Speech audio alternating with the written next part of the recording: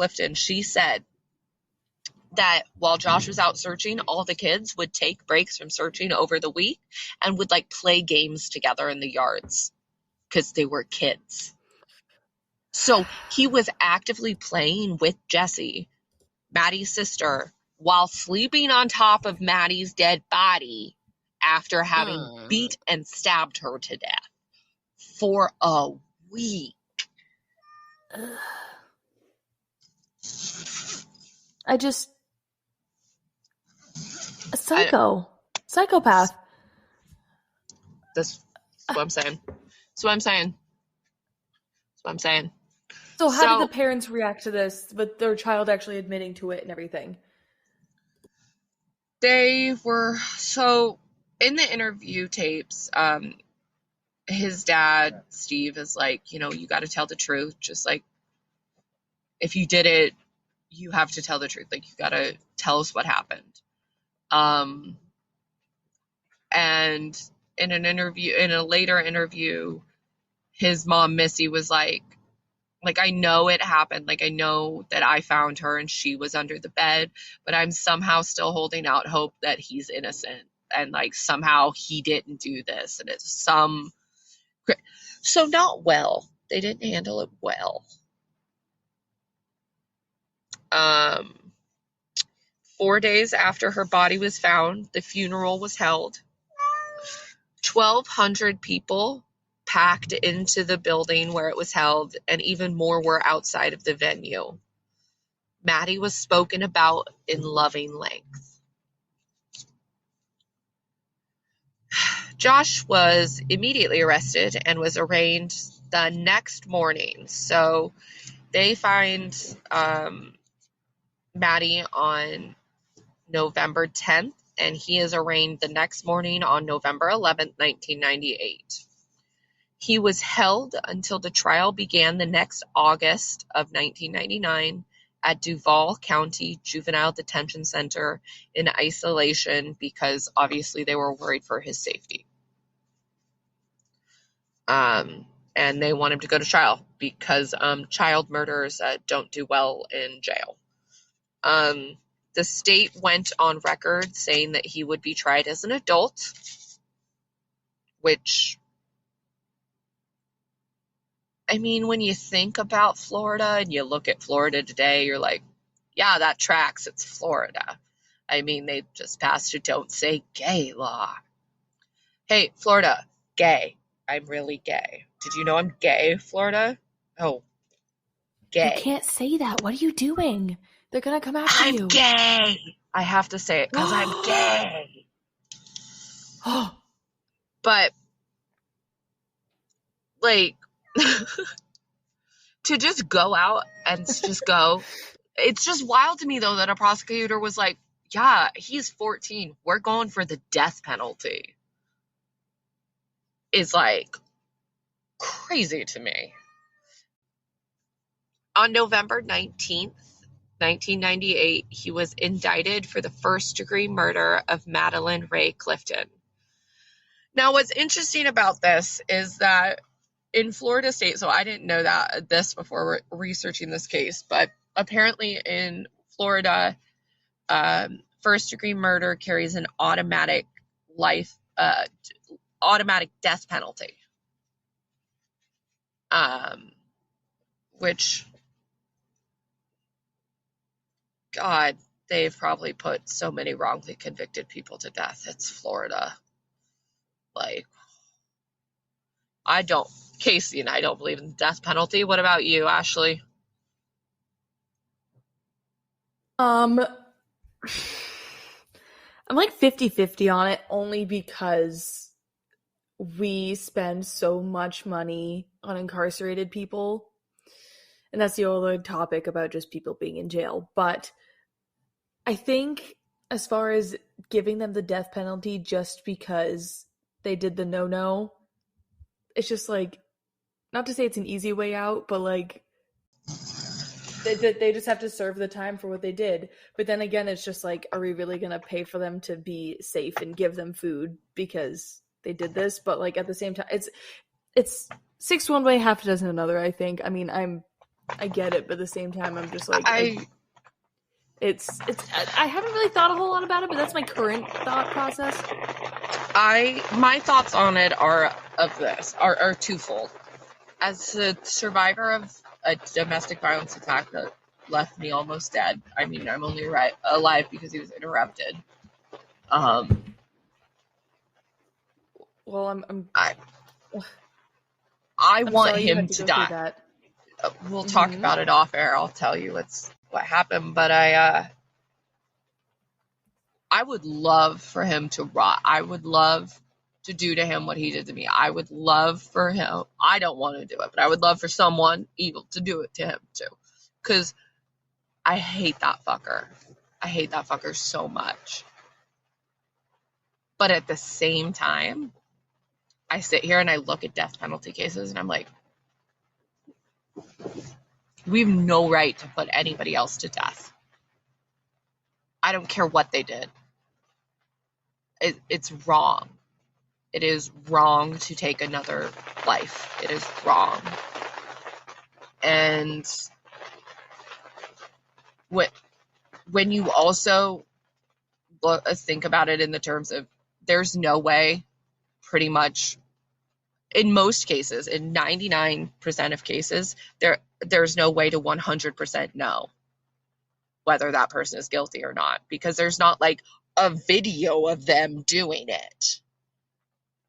Or, 10 other people who were there and watched him do it, How can you say without 100% certainty, yes, this person deserves to die because I 100% know they did this crime? How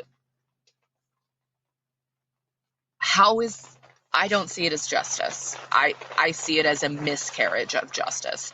I think the better justice is to have them sit in jail and learn and be treated for their mental health disorders. And hopefully, I'm not saying violent offenders should be rehabilitated, but I mean, rehabilitation should always be the answer for most criminals, not death. That's my thoughts. But so Florida State doesn't agree with that. Florida State thinks that if you kill somebody, they gonna kill you. Which, I mean, Florida, I'll just say Florida. You guys have seen the Florida man hashtags. No one's shocked. It's Florida. But because of Josh's age, he was not sentenced to death. He was sentenced to life without parole. Because of some legal loophole there.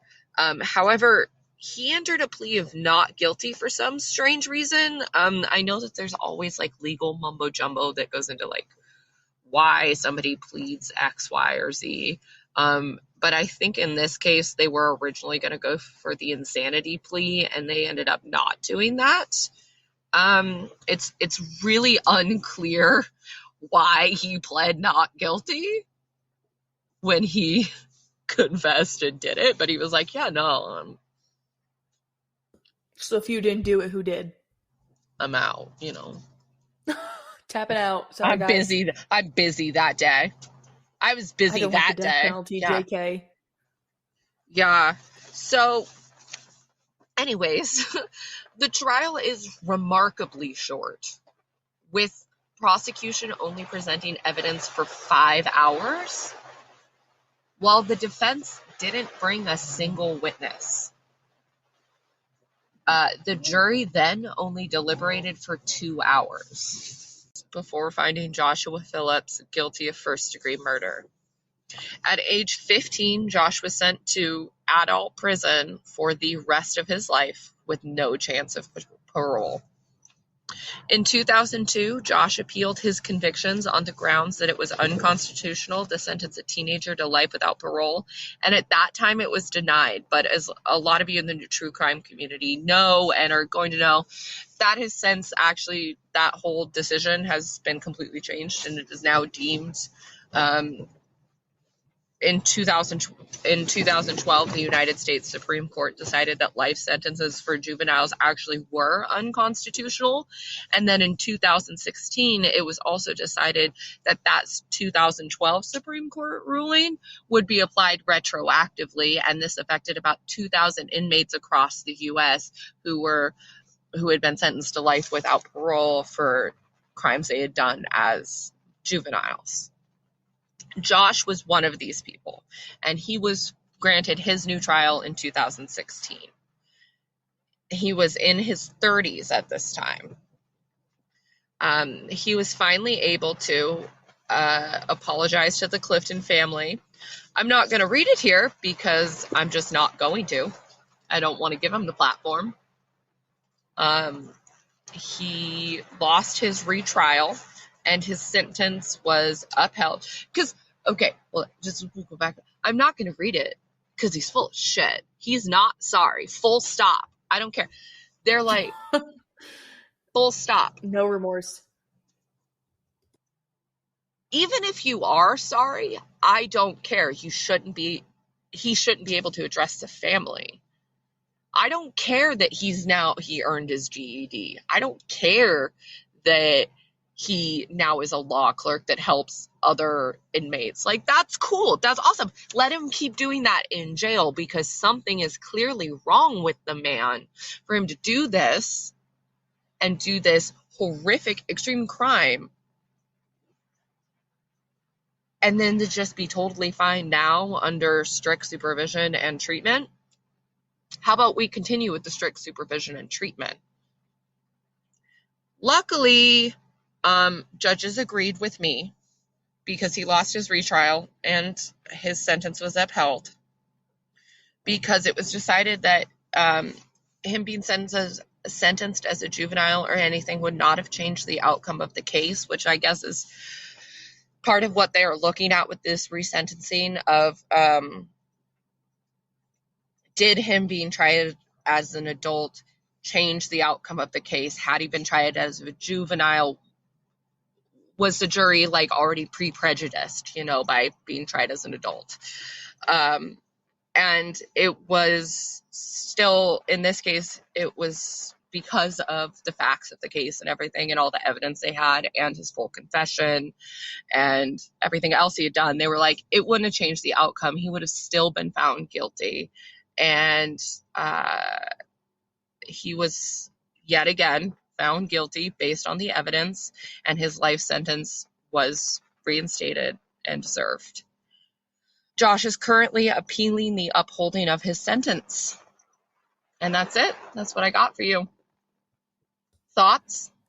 Well, I hope he sits there and doesn't get to freaking come out, because I don't care how old you are. That's horrific. And the fact you just didn't, like, you compared Ted Bundy on a completely unrelated note, but at the same time, it's like, to think about him, like, yeah, serial killer. He killed many more people than obviously Joshua did. Like, they don't really compare in that sense. But once it came up that he was actually caught and it was happening, like, he didn't just be like, well, I did it. Oh, no, I didn't. He tried to prove himself innocent. Obviously, he wasn't. The court case went on from there. But, like, the proof is in the pudding there. Like, it's not, you're not denying what just happened. Like, he tried to change the evidence also to fit. He tried to change the evidence to fit the narrative, but the evidence clearly showed another narrative, and we didn't really touch on it, that he probably sexually assaulted Maddie. Like, they don't really talk about it a lot. It's not speculated or anything, and I don't really want to talk about it because there's no court paperwork or anything about this, but Jessica thinks it happened, the sister, the detectives think it happened. Like, you don't just put the underwear and pants in there. That's not what happened. So he's where he deserves to be. And it's not that he doesn't deserve help or treatment. It's just that he probably shouldn't be around other people because he'd probably do it again.